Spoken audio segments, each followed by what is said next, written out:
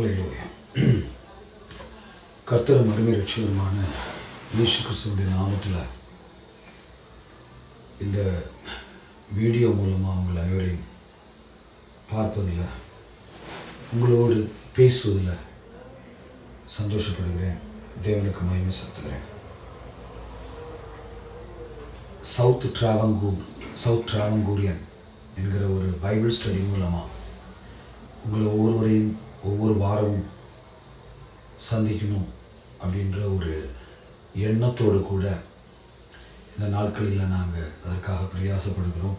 கிட்டத்தட்ட 2010 தொடங்கி 15 வருஷ காலமாக தேவனுடைய இயேசு கிறிஸ்துவனுடைய ஊழியத்தை செய்து கொண்டிருக்கிற இந்த நாட்களில் நானும் என்னுடைய சகோதரனும் லவ்பின் டி ராஜா, என்னுடைய பேர் பாஸ்டர் ஷிபு கே ஜார்ஜ், இந்த நாட்களில் சவுத் டிராவங்கூரியன் என்கிற தலைப்பில் ஒரு பைபிள் ஸ்டடி. இந்த பைபிள் ஸ்டடியினுடைய தேவை என்ன என்பதை நாங்கள் விவரித்து, கிறிஸ்தவர்கள் உண்மையிலேயே எந்த அளவுக்கு பைபிளில் நம்ம இம்பார்ட்டன்ஸ் கொடுக்கணும் என்கிற ஒரு விஷயத்தை சொல்ல விரும்புகிறேன். கொலோசியர் 1ஆம் அதிகாரம் அதனுடைய 27, 28, 29. புறஜாதிகளுக்குள்ளே விளங்கிய இந்த ரகசியத்தில் உள்ள மகிமையின் ஐஸ்வர்யம் இன்னதென்று தேவன் தம்முடைய பரிசுத்தவான்களுக்கு தெரியப்படுத்த சித்தமானார்.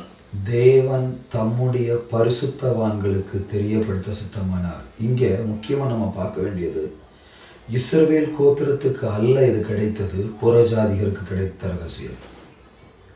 நீங்களும் நானும் புறஜாதிகள் என்றால் நமக்கு கிடைத்த ரகசியம் இது ரொம்ப முக்கியமான ஒன்று. கிறிஸ்தவர்களுக்கு, கிறிஸ்துவை அறிந்தவர்களுக்கு தேவன் ரகசியத்தை வெளிப்படுத்துகிறார். இது ரொம்ப முக்கியமான ஒன்று. முதல்ல நான் சொன்னேன், தெற்கு திருவிதாங்கோடு என்கிற குமரி முனையின் எல்லையில் தங்கியிருக்கிற ஒரு சிறு கூட்டம் ஜனங்கள், அவர்களும் புறஜாதியரே. இந்த புறஜாதியர் இயேசு கிறிஸ்துவை அறிந்ததன் நிமித்தம் அவர்கள் கிறிஸ்தவர்களாக மாற்றப்பட்டார்கள். அவர்களுக்கு ரகசியம் வெளிப்படுத்தப்பட்டது. இந்த பல்வேறு ரகசியங்களில் முக்கியமான ஒன்று, மனிதன் செத்து போகக்கூடாது. பாவத்திற்கு செத்திருந்த ஜனங்கள் ஜீவனை கண்டார்கள் என்கிற சத்தியத்தை, என்னுடைய 29வது வசனத்தை வாசிக்கலாமா?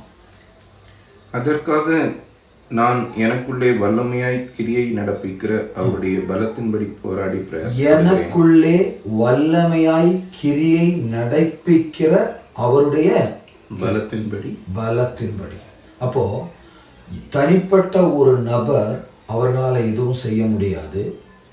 தனிப்பட்ட நபருக்குள்ளாக இருக்கிற தேவனுடைய வல்லமை, அதுதான் கிரியை செய்யணும். கிறிஸ்துவை அறிந்தவர்களுடைய தெய்வீக வல்லமை தனக்கும் மற்றவர்களுக்கும் புரியும்படியாக இருக்கணும். இங்க நான் இந்த நாளில் முக்கியமாக சொல்ல விரும்புகிற காரியம் என்னன்னா, 1 கொரிந்தியர் 11ஆம் அதிகாரம் அதனுடைய 27வது வசனத்தில் ஒரு முக்கியமான ஒரு செய்தி தேவன் நமக்கு சொல்லியிருக்காங்க. 1 கொரிந்தியர் 11ஆம் அதிகாரம் 27வது வசனம். இப்படி இருக்க எவன் அபாத்திரமாய் கர்த்தருடைய அப்பத்தை புசித்து அவருடைய பாத்திரத்திலே பானம் பண்ணுகிறானோ அவன் கர்த்தருடைய சரீரத்தையும் இரத்தத்தையும் குறித்து குற்றம் உள்ளவனாய் இருப்பான். இங்க இயேசு கிறிஸ்து இந்த உலகத்துல வந்தது பாவிகளை ரட்சிக்க. பாவிகளை ரட்சிக்க கிறிஸ்து இயேசு உலகத்தில் வந்தார் என்கிற வார்த்தை எல்லா அங்கீகரிப்புக்கும் பாத்திரமாய் இருக்கிறது. ஆனா யார் தேவனுடைய சரீரத்தையும் இரத்தத்தையும் அபாத்திரமாய் புசிக்கிறார்களோ அவர்களுக்கு தேவனுடைய சிலுவை மரணத்திற்கு அவர்கள் குற்றவாளியாக தீர்க்கப்படுவார்கள். இது நான் சொல்லல. சத்தியத்தை அறிவீர்கள், சத்தியம் உங்களை விடுதலையாக்கும். அண்டை காலமா என்னுடைய தூக்கத்தை கலைத்த ஒரு சம்பவம், என்னுடைய வீட்டில் என்னுடைய சகோதரனுக்கு அப்பத்தையும் திராட்சரசத்தையும் குறித்து போதிக்க வேண்டிய போதகர் அல்லது தேவனுடைய ஊழியக்காரர், என்னுடைய சக வேலையாளர், இயேசு கிறிஸ்துவனுடைய சிஷ்யர் அபாத்திரமாய் நீ பந்தியில் சேர்ந்தால் நீ செத்து போவாய் என்கிற தேவனுடைய வசனமாகிய சத்தியத்தை சொல்வதற்கு பதிலாக அதற்கு காரணமாக மாறிய சம்பவம். காஷ்மீர் தொடங்கி கன்னியாகுமரி வரை, குஜராத் தொடங்கி அருணாச்சல் பிரதேஷ் வரை, இந்தியாவில் இருக்கக்கூடிய எல்லா ஸ்டேட்லேயும் சரி, இந்த உலகத்தில் இருக்கக்கூடிய 7 கண்டத்திலையும் சரி, இயேசு கிறிஸ்துவனுடைய ரூபத்தில் செய்யப்பட்ட ஒவ்வொரு நபரும் நம்முடைய சகோதரர்களே. ஒவ்வொரு சகோதரனும் சகோதரியும் செத்து போகாமல் இருக்க அவர்களுக்கு சுவிசேஷத்தை சொல்ல வேண்டிய கடமை ஒவ்வொருவருக்கும் உண்டு. தன்னுடைய சொந்த வீட்டில், தன்னுடைய சொந்த இடத்துல, தான் இருக்கிற இடத்துல தன்னுடைய கண் காணவே சத்தியத்தை சொல்லி கொடுக்க வேண்டியவர்களே அந்த சத்தியத்தை சொல்லி கொடுக்காம கொலை செய்கிற விதத்தில் செய்தது தண்டனைக்குரியது. வசனம் சொல்லுது அப்படிப்பட்டவர்கள். 27வது வசனம் ஒரு வாட்டி கூட வாசிக்கலாமா? இப்படி இருக்க எவன் அபாத்திரமாய் கர்த்தருடைய அப்பத்தை புசித்து அவருடைய பாத்திரத்திலே பானம் பண்ணுகிறானோ அவன் கர்த்தருடைய சரீரத்தையும் இரத்தத்தையும் குறித்து குற்றம் உள்ளவனாய். அந்த இடத்துல குற்றம் வருது. எந்த இரத்தத்தையும் எந்த சரீரத்தையும் நமக்காக பெற்று தேவன் நம்முடைய பாவத்தை மன்னித்தாரோ அதே அப்பவும் சரீரமும் அதே இரத்தம் என்கிற திராட்சரசத்தை நாம் குடித்து அபாத்திரமாக பாவத்தை சேர்க்கக்கூடாது. 26வது வசனத்தை வாசிச்சோம்னா 11:26, ஆகையால் நீங்கள் இந்த அப்பத்தை புசித்து இந்த பாத்திரத்திலே பானம் பண்ணும் போதெல்லாம் கர்த்தர் வருமளவும் அவருடைய மரணத்தை தெரிவிக்கிறீர்கள்.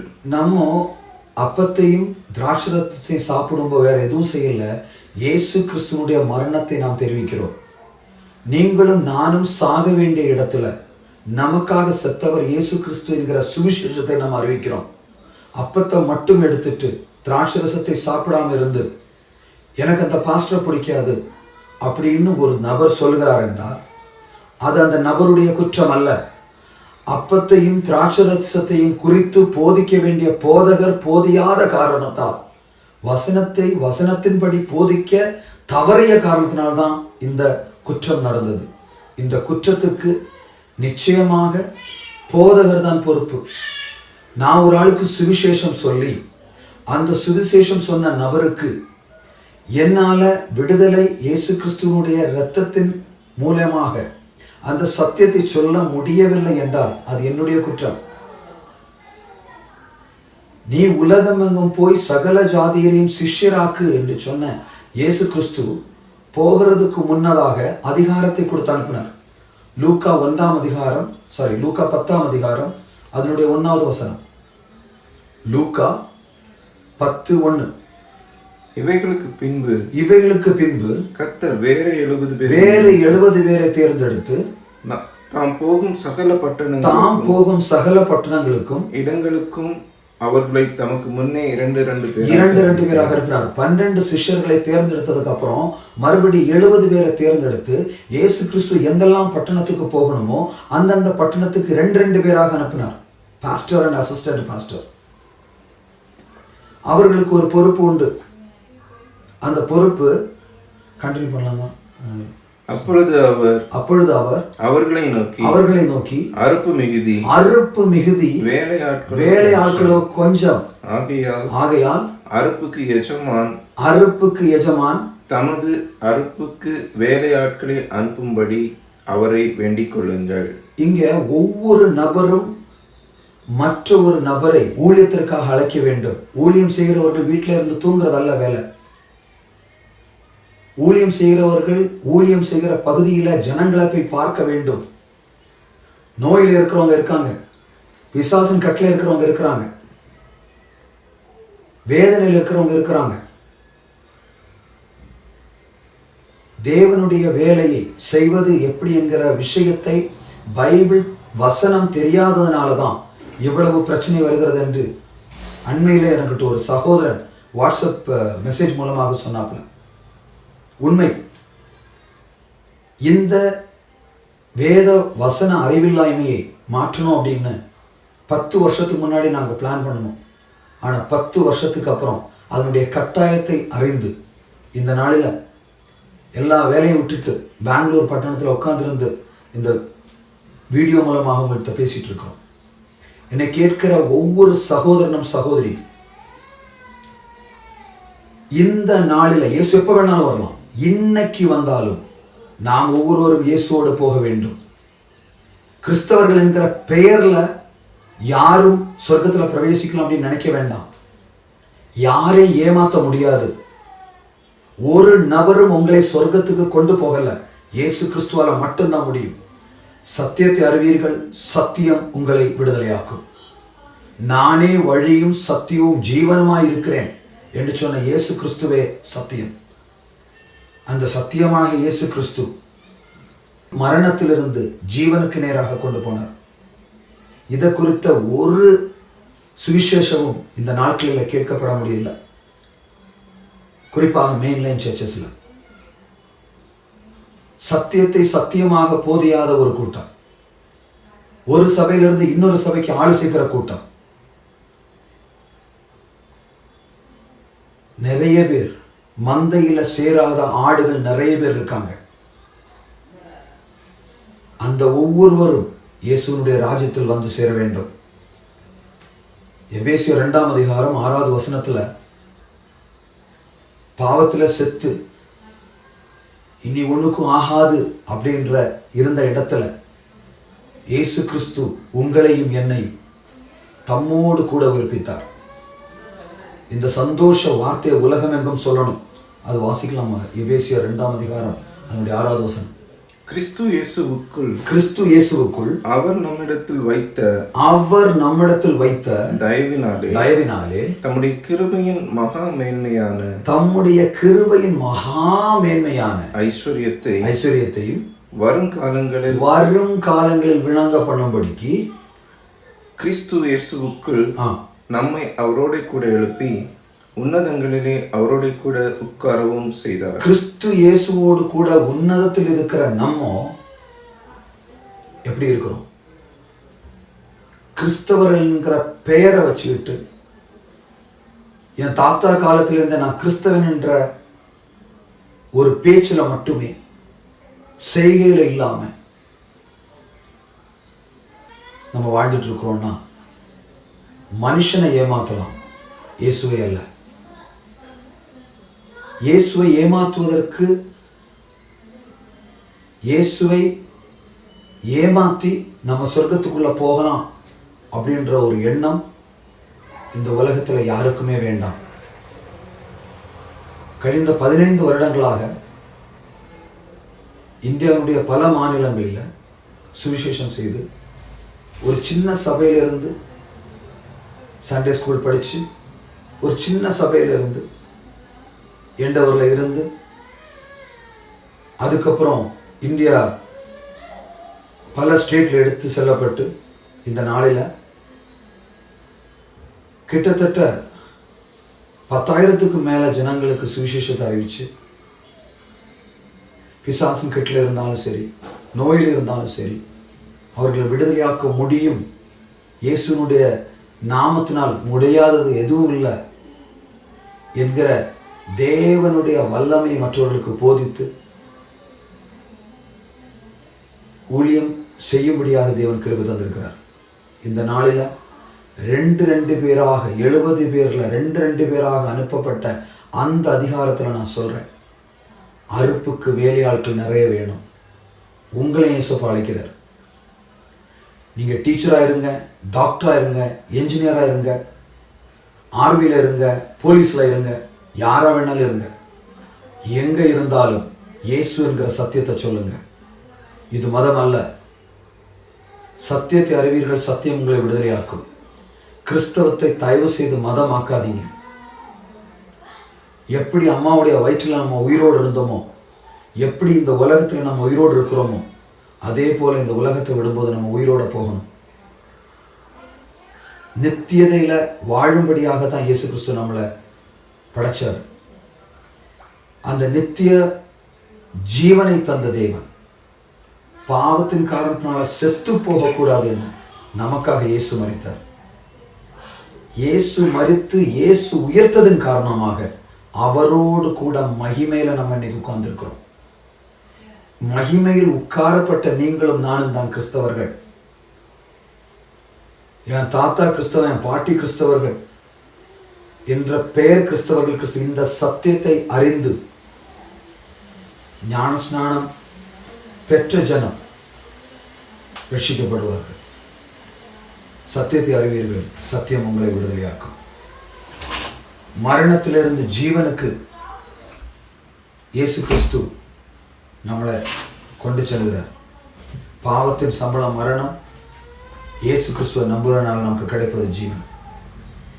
இந்த உத்தரவாதத்துவம், இந்த ரெஸ்பான்சிபிலிட்டி நம்ம மறந்து போகக்கூடாது. ஒவ்வொரு நாளும் நம்ம பைபிள் வாசிக்கணும். தயவு செய்து பாஸ்டர் ஜார்ஜ் சொன்னாங்க, என்னுடைய சத்தமாக இருக்கலாம், ஆனால் உங்களுக்கு புரிய வைக்கிறவர் இயேசு கிறிஸ்துவாகத்தான் இருக்கணும். நானும் எந்த பாஸ்டர் ஆனாலும் சரி, எது சொன்னாலும் அது பைபிளில் நோட்ஸ் எடுத்துட்டு ராத்திரியிலோ பகலிலோ உங்களுக்கு எப்போ நேரம் கிடைக்குதோ கிடைக்கிற நேரத்தில் முழங்கால் நின்றுட்டு ஏசப்பாட்டை கேட்கணும். ஏசப்பா இது எனக்கு புரிய வைங்க. ஒரு மனுஷனுடைய பேச்சையும் நம்ப வேண்டாம். நமக்கு புரிய வைக்கிறதுக்கு இயேசு கிறிஸ்து உண்டு. இயேசு கிறிஸ்துவனுடைய அன்பு அது நமக்கு புரிய வைக்கும். இதற்கு தடையாக நிறைய தடைகள் வரலாம். ஃபர்ஸ்ட் தடை கேரக்டர் அசசினேஷன். கேரக்டர் அசசினேஷன் அது ஒரு கொலைபாதகம். தன்னுடைய சுபாவத்தை, இன்னொருடைய சுபாவத்தை அல்லது இதனுடைய ஒரு குறையை சொல்லி கொலை செய்வது. அதுதான் ஆபேலுக்கு நேர்ந்தது. எடுக்கலாம். ஆதியாகம புஸ்தகம் 4ஆம் அதிகாரம் அதனுடைய 8வது வசனம். ஆதியாகமம் 4:8 நம்ம வாசிச்சோம்னா, காயின் தன் சகோதரனாகி ஆபேலோடு பேசினான். ஃபர்ஸ்ட் பேசினாப்ல. அவர்கள் வயல்வெளியில் இருக்கும் சமயத்தில் காயின் தன் சகோதரனாகி ஆபேலுக்கு விரோதமாய் எழும்பி அவனை கொலை செய்தான். இங்க வயல்ல இருக்கும் அப்படின்னா, அந்த வயல்ல இருக்கிற இன்சிடென்ட் இங்க வந்து தேவ வேலை செய்து கொண்டிருந்த நேரம் சொல்லலாம்.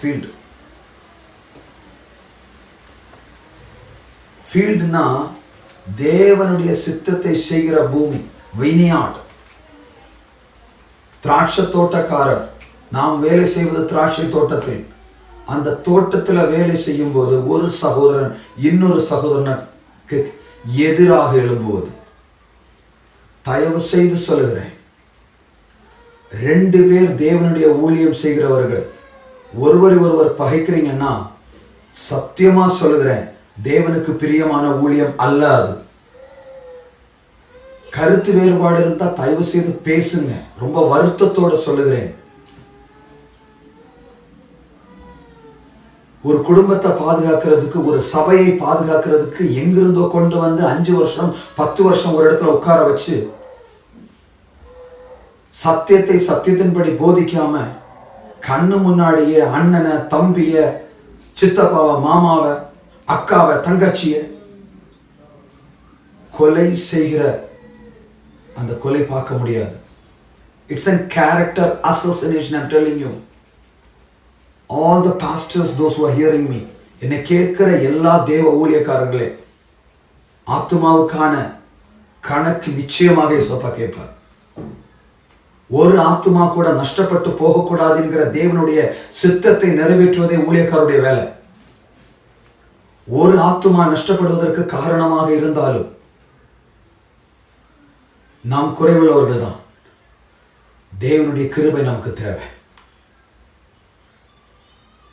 இங்க வயல்வெளியில காயினுக்கு விரோதமாக ஆபேலுக்கு விரோதமாக காயின் போனப்போ காயினை நோக்கி கேட்டார் இயேசுப்பா. என்ன கேட்டார்? அடுத்த வசனம் வாசிக்கலாமா? கர்த்தர் காயினை நோக்கி உன் சகோதரனாகிய ஆபேல் எங்கே? அதற்கு அவன், நான் அறியேன், என் சகோதரனுக்கு நான் காவலாளியா என்றான். நிச்சயமாக காவலாளிதான். ரோமர் 14 அதிகாரம் 12வது வசனம்.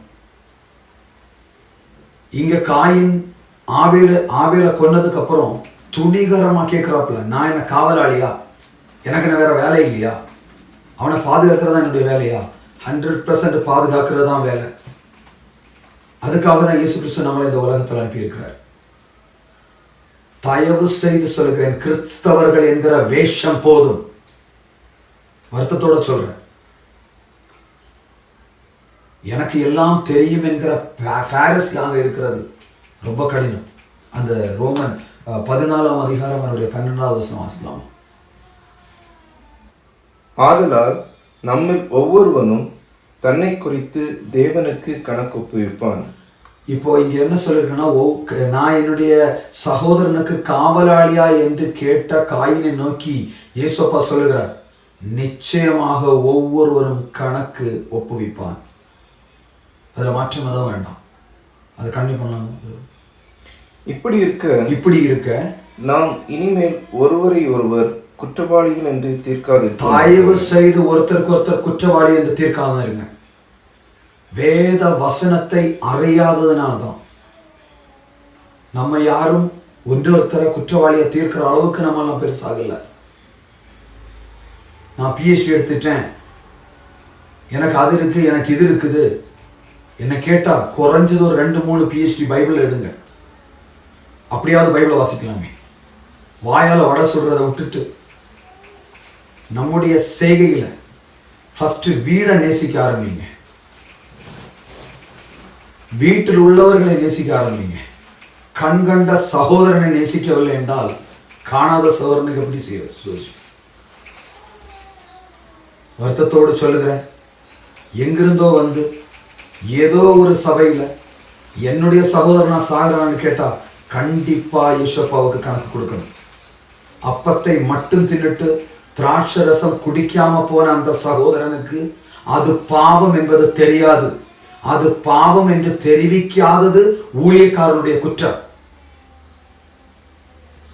தயவு செய்து வசனத்தை வசனமா போதீங்க. தயவு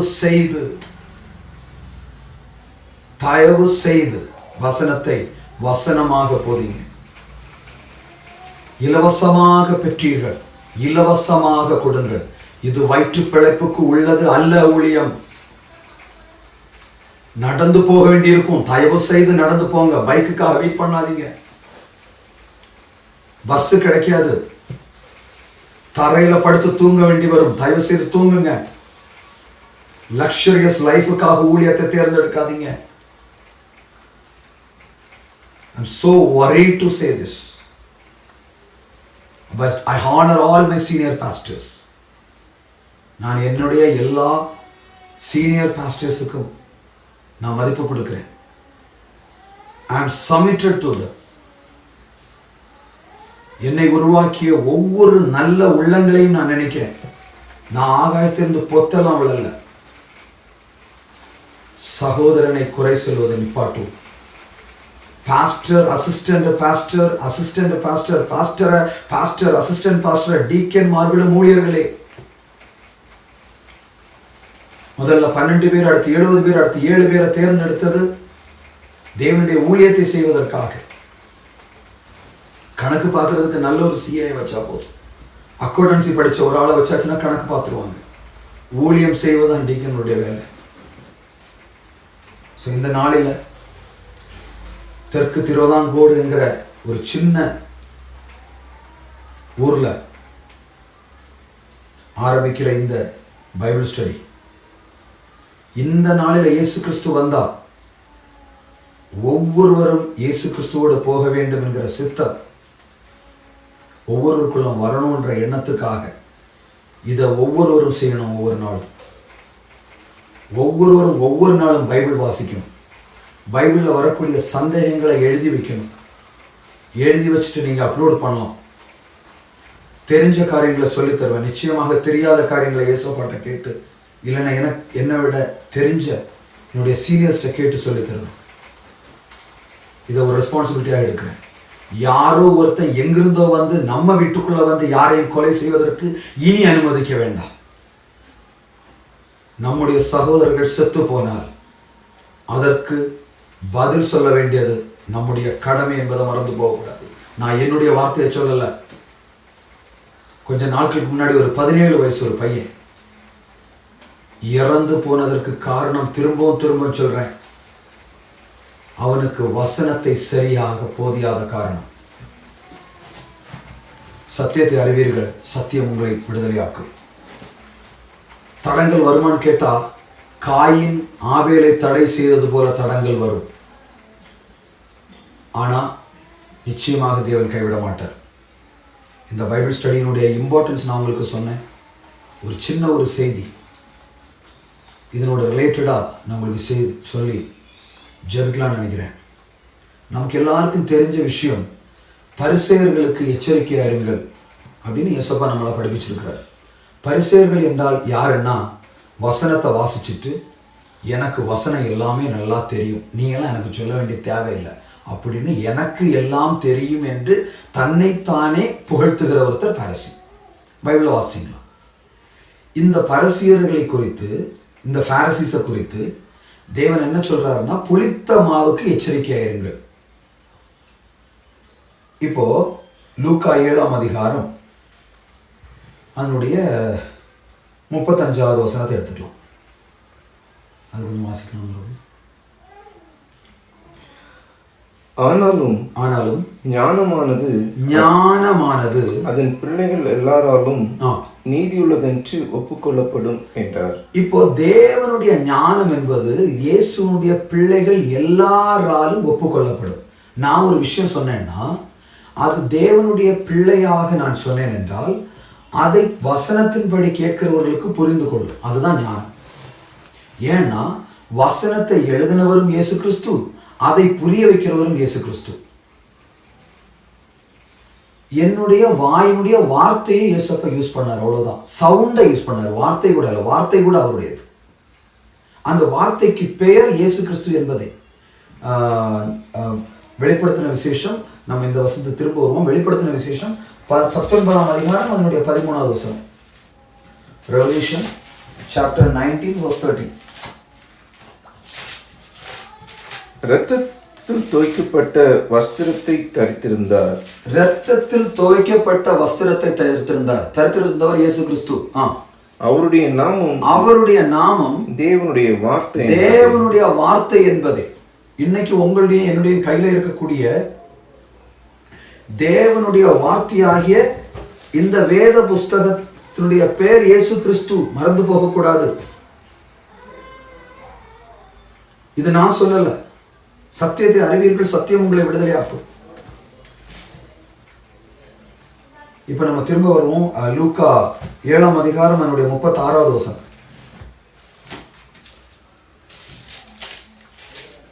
அப்பொழுது அந்த ஊரில் இருந்த பாவியாகிய ஒரு ஸ்திரீ அவர் பரிசேயன் வீட்டிலே பந்தி இருக்கிறதை அறிந்து ஒரு பரணியில் பரிமள தைலம் கொண்டு வந்து அவருடைய பாதங்களின் அருகே பின்னாக நின்று அழுது கொண்டு அவருடைய பாதங்களை தன் கண்ணீரினால் நனைத்து தன் தலைமயிரினால் துடைத்து அவருடைய பாதங்களை முத்தம் செய்து பரிமள தைலத்தை பூசினார். இந்த சாப்டர் நம்ம எப்பெல்லாம் வாசிச்சிருக்கோமோ அங்க நமக்கு ஒரே விஷயம் தான் கண்ணு தெரியும், பரிமள தைலம். ஏன்னா ரொம்ப காஸ்ட்லி. இவ்வளவு காஸ்ட்லியான ஒரு எண்ணெயை கொண்டு வந்து ஏன் இயேசப்பாக்க காலில் ஊற்றி அதை வேஸ்ட் பண்ணணும் அப்படின்னு கேட்டாங்க. நமக்கு அது மட்டும் தான் தெரியும், ஏன்னா அங்கே தானே பைசா இருக்குது, அங்கே தானே காசு இருக்குது, காசு மட்டும் தானே கண்ணுக்கு தெரியும். Because it's a valuable. இங்கே முக்கியமாக நம்ம பார்க்க வேண்டியது இயேசு கிறிஸ்து யாருடைய வீட்டில் இருக்கிறார் என்றது. பரிசேயனுடைய வீட்டில் இருக்கிறார்.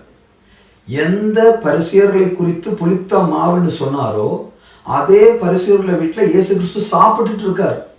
ஏன்னா அங்கே ஒரு பரிசேயன், எனக்கு எல்லாம் தெரியும் என்று நினைக்கிற ஒருத்தன், அவனுக்கு எப்போ இயேசு வேணும்னு அவனுக்கு மனசில் எண்ணம் வந்ததோ அவன் கூப்பிட்டுறாப்புல.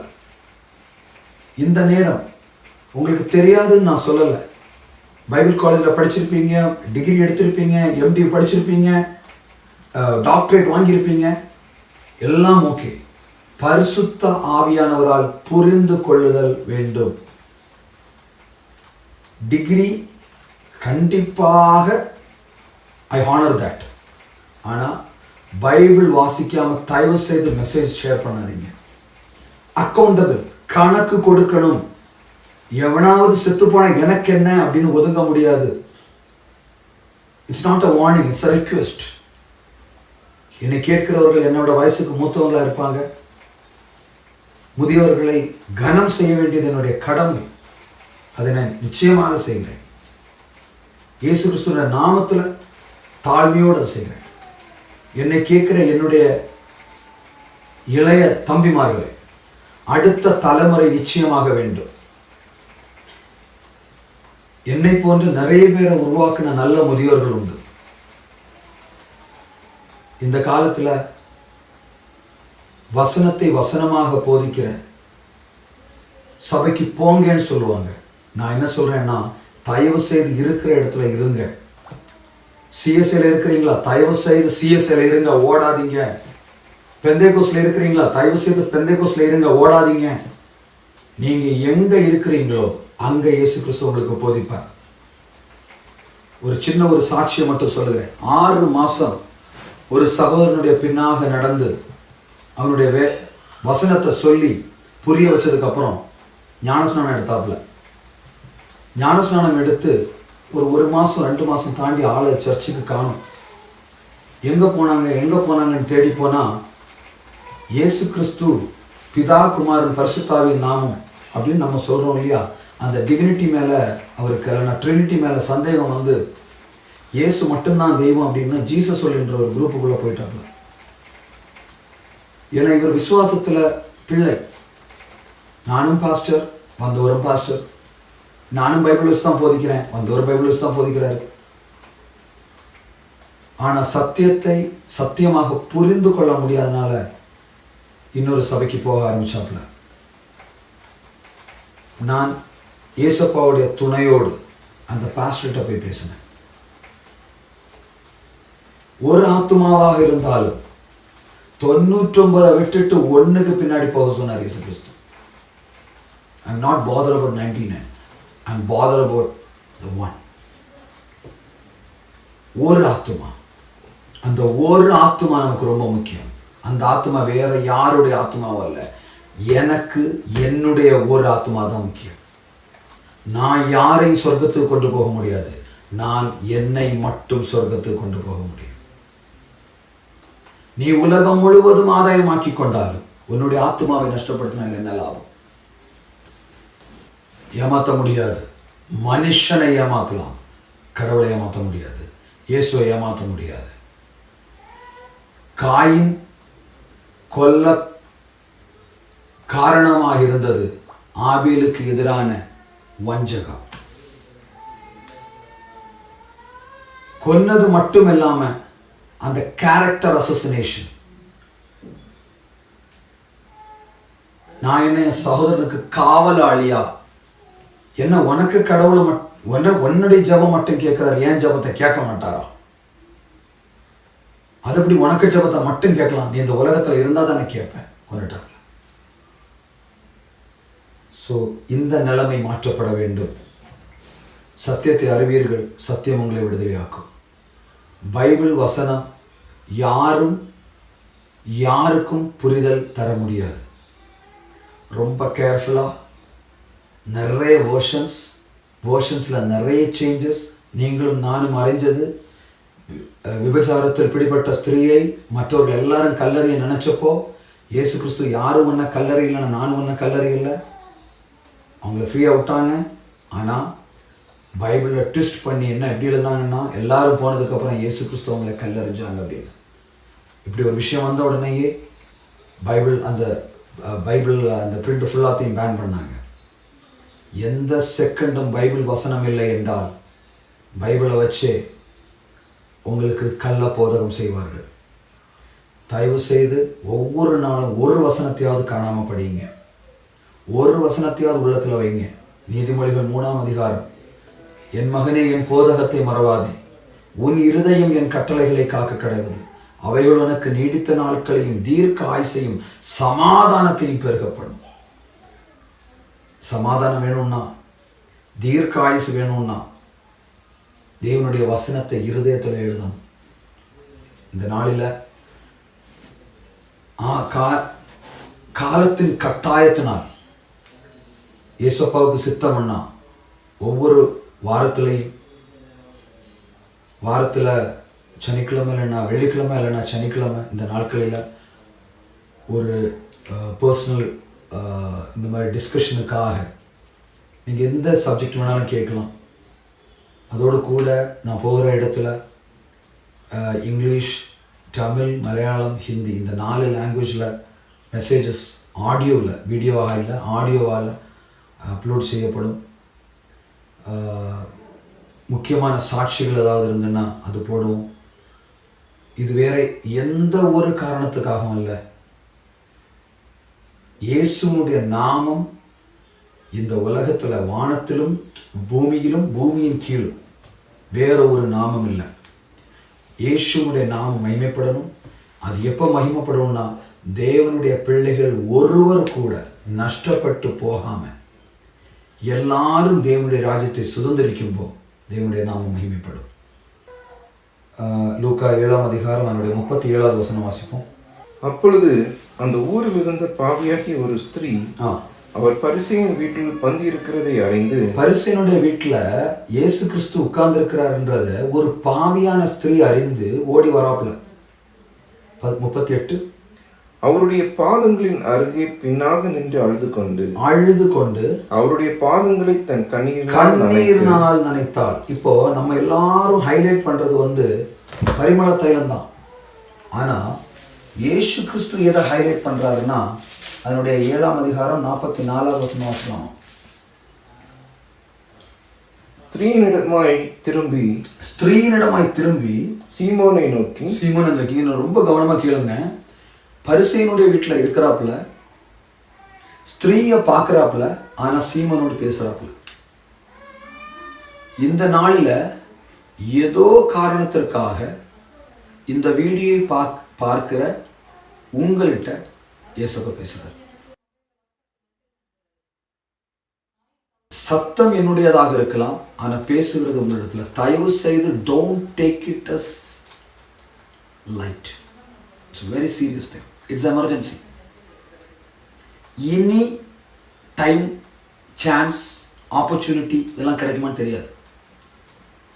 இன்னைக்கு இயேசு கிறிஸ்து வந்தா போகிறது ரெடி ஆகும். புத்தி உள்ள கன்னியாக பரிசேயனுடைய வீட்டில் பரிசேயன் மனசுல நினைக்கிறாரு, ஒரு பாவியான ஸ்திரீ அவருடைய காலில் தொடம்போ அப்போ பாவின்றது அவைகிறதுக்கு கூட இவருக்கு திராணி இல்லையா? அப்போ இவர் தீர்க்கதரிசி இல்லையோ? இப்படி நினைக்கும்போ இயேசு கிறிஸ்து சீமோன்ட்ட பேசுறாரு. யாரை பார்த்துட்டு? ஸ்திரீயை பார்த்து சீமோனோட பேசுறாரு. என்ன பேசுறாரு? இந்த ஸ்திரீயை பார்க்கிறாயே, நான் உன் வீட்டில் சீமோனோட்ட கேட்கிறாரு. நான் உன் சீமோனே, நீ எனக்கு சிஷ்யன். நான் உனக்கு வீட்டில் வந்தப்போ நீ எனக்கு கால்களவ தண்ணி தரல. ஊழியக்காரரை நோக்கி இயேசு கிறிஸ்து இன்னைக்கு கேட்கிறாரு. தண்ணீர் என்றால் ஜீவ நதி என்ற அர்த்தம். யோவான் 7:37-38 சொல்லுது, பண்டிகையின் கடைசி நாளாகிய பிரதான நாளிலே இயேசு நின்று சத்தமிட்டு, தாகமாயிருக்கிறவன் என்னிடத்தில் வந்து பானம் கண்ண கடவன். வேத வாக்கியங்கள் சொல்லுகிறபடி தன்னிடத்தில் விசுவாசம் உள்ளத்தில் இருந்து ஜீவ நதிகள் புறப்படும். Out of the belly the living and flowing waters will flow. இங்க சீமோனே, சிஷ்யனே, நீ உன்னுடைய வீட்டுக்கு நான் வந்தப்போ என்னுடைய காலை கழுவுறதுக்கு நீ தண்ணி தரல, மறந்துடாத. இதே சீமோனை பார்த்து தான் இயேசு சொன்னார், இந்த கல்லின் மேல் நான் சபையை பணிவேன், பாதாள கோபுரம் அதை மேற்கொள்வதில்லை என்று சொன்னார். அதே சீமோனை பார்த்து சொல்றாரு, நான் உன் வீட்டுக்கு வந்தவன் எனக்கு தண்ணி கூட தரல, கால்களுக்கு தண்ணி தரல, ஆனால் இந்த பாவியாகிய ஸ்திரீ, வாசிங்க, இவ்வளோ கண்ணீரினால் என் கால்களை நனைத்து. அங்க பரிமள தைலத்தை பற்றி அல்ல இயேசப்பா வேல்யூவா பார்த்தது, அவருடைய கண்ணீர். செய்ய வேண்டிய கடமையை நீங்களும் நானும், ஊழியக்காரனாக சொல்றேன், செய்ய வேண்டிய கடமையை நீங்களும் நானும் தவறினால் இன்னொருத்தருடைய கண்ணீர் அதற்கான பதில் கொடுக்க வேண்டியிருக்கும். It's an end time message. Car கிடைக்கும், பங்களா கிடைக்கும், இதெல்லாம் எனக்கு ப்ராஃபஸி பண்ண தெரியாது. வசனம் என்ன சொல்லுதோ அதை ப்ராஃபஸி பண்ணுவேன். ஆமோஸ் 3:7 படி தன்னுடைய பிள்ளைகளுக்கு சொல்லாத இயேசுப்பா எதையும் செய்ய மாட்டார்.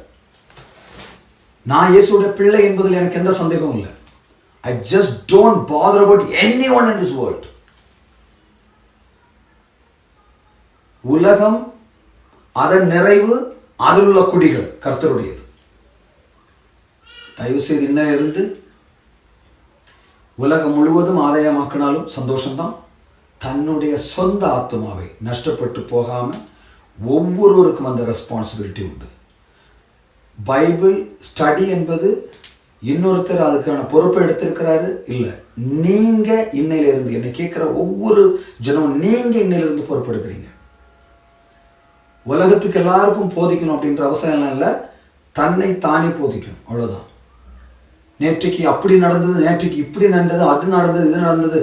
Don't allow anyone to judge you. Jesus is the only judge, I am telling you. இயேசு கிறிஸ்து ஒருவரே நியாயாதிபதி. அவர் ரொம்ப சீக்கிரமா வர்றார், அவர் தான் நியாயம் தீர்ப்பார். உலகத்தை பற்றி கவலைப்பட வேண்டிய தேவையே இல்லை. உலகம் அழிந்து போகும், தீர்க்க தரிசனங்களும் அழிந்து போகும், தேவனுடைய வார்த்தை அழிந்து போகாது. அழிந்து போகாததான வார்த்தை நம்ம உள்ளத்தில் எடுக்க போறோம். கண்களை மூடுவோம். தண்ணி கூட கொடுக்கல என்ற பராதி, அந்த தப்ப நம்ம செய்ய வேண்டாம். ஒரு பாவியாக இருந்த போதிலும் தன்னுடைய கண்ணீர்னால பாதங்களை கழுவினாப்புல. உலகத்துக்கு விலை உயர்ந்த பரிமள தைலத்தை வேஸ்ட் பண்ணதான் உலகத்துக்கு கண்ணுக்கு தெரியும். தன்னுடைய கண்ணீர்னால் இயேசுனுடைய பாதங்களை கழுவி முத்தமிட்டு கொண்டே இருந்ததை இயேசு கிறிஸ்து பார்க்கிற இந்த நாளில் மகனை இறந்த அம்மா, அப்பா, சகோதரனை இழந்த சகோதரி, சகோதரியை இழந்த சகோதரர்கள், பெற்றோர், கணவனை இழந்த மனைவி, மனைவி இழந்த கணவர், இப்படி யாராக இருந்தாலும் சரி, பாவிகளை ரட்சிக்கவே கிறிஸ்து இயேசு உலகத்தில் வந்தார் என்கிற வார்த்தை எல்லா அங்கீகரிப்புக்கும் பாத்திரமா இருக்கிறது. தயவு செய்து வசனத்தை வசனமா தெரிஞ்சுக்குங்க. இனிமேலாவது திராட்சரசம், அப்பம் அதை அபாத்திரமா எடுத்தா செத்து போவோன்ற அந்த அறிவு வேணும். காசுக்காக வந்தவர்களோ, உண்மையான நல்ல மேய்ப்பன் இயேசு கிறிஸ்துவனுடைய வார்த்தையை சொல்ல தெரியாதவர்களை குறித்து நீங்க கவலைப்பட வேண்டாம். டெய்லி வசனத்தை தயவு செய்து வாசிங்க. ஒரு நேரம் சாப்பிட்றன்னா செத்து போக மாட்டீங்க, ஒரு நாள் சாப்பிட்றதுனாலும் செத்து போக மாட்டீங்க. ஆனா தேவனுடைய வசனம் சாப்பிடாம இருந்தா அவுட். ஏன் சொல்றேன்னா, ஒரு மனுஷனுக்கு இட்லி, புட்டு, சப்பாத்தி, பூரி இதெல்லாம் முக்கியம் இல்லை. அவனுக்கு தேவை விட்டாமின், மினரல், கார்போஹைட்ரேட், புரோட்டீன். இன்னைக்கு வரைக்கும் எந்த மனுஷனும் சிக்கன் பீஸை கையில் எடுத்து வச்சுட்டு ஒன்னாட்ட எவ்வளோ புரோட்டீன் இருக்குன்னு கேட்டு சாப்பிட்டதே இல்லை. சோறில் எவ்வளோ கார்போஹைட்ரேட் இருக்குன்னு எத்தனை பிடி சாப்பிடணும் அப்படின்னு அளந்து சாப்பிட்ட யாருமே இல்லை. தொண்டையில் போகிறது வரைக்கும் சாப்பாடு, அதுக்கு கீழே இறங்கினதுக்கு அப்புறம் விட்டமின் ஆச்சு, மினரல் ஆச்சு, கார்போஹைட்ரேட் ஆச்சு, புரோட்டீன் ஆச்சு. அதே போல் வசனத்தை ஜஸ்ட் நீங்கள் வாசித்தா மட்டும் போதும், அது உங்களுடைய ஆத்மாவை உயிர்ப்பிக்கும். எப்படி சாப்பாடு சாப்பிட்டு நமக்கு அதன் மூலமாக எனர்ஜி கிடைக்குதோ, அதே போல் வசனத்தின் மூலமாக, தேவ வசனத்தின் மூலமாக நமக்கு ஆத்மாவுக்கு எனர்ஜி கிடைக்கும். ஸோ பைபிள் ஸ்டடி இன்னொருத்தரை சொல்லித்தர வேண்டிய ஒரு காரியம் அல்ல, நான் எனக்கு சொல்லுகிற காரியம். இதில் தெரிஞ்சதை நிச்சயமாக போஸ்ட் பண்ணுவேன், தெரியாததை எனக்கு இயேசப்பா சொல்லித்தரும்படியாக தினமும் ஜெபம் பண்ணுங்க. உங்களுக்கும் சொல்லித்தரும்படியாக ஜெபம் பண்ணுங்க. ஜெபம் என்பது நான் தேவனோடு பேசுவது ஜெபம். பைபிள் வாசிப்பது என்றால் தேவன் நம்மோடு பேசுவது. It's a two way traffic, it's a single way அல்ல. அது நம்ம இயேசப்பாவிட்ட ஜெபத்தின் மூலமாக பேசும்போது அவர் நம்மோட வேத வசனங்கள் மூலமாக பேசுவார். இந்த தேவனுடைய வார்த்தையை ருசிச்சு பாருங்க. Taste the Lord is good. கர்த்தர் நல்லவர் என்பதை ருசிச்சு பாருங்க. கண்கள் அடைப்போம். நல்ல பிதாவே, இந்த நாளிலும் இயேசுப்பா என்னுடைய சகோதரர்களோடு, உங்களுடைய பிள்ளைகளோடு அப்பா, நீர் எங்களுடைய அப்பாவாக இருக்கிறதுனால் நாங்கள் எல்லாரும் சகோதரர்கள் அப்பா. எங்களுடைய கண்ணை, எங்களுடைய மூக்கு, எங்களுடைய வாய், எங்களுடைய செவி எல்லாத்தையும் ஒன்று போல் நீங்கள் படைச்சிங்க தகப்பனே. You created us in thy image of Father. ஆண்டவரே, உங்களுடைய சித்தம் பரலோகத்திலே செய்யப்படுவது போல பூமியிலும் ஆகட்டும்.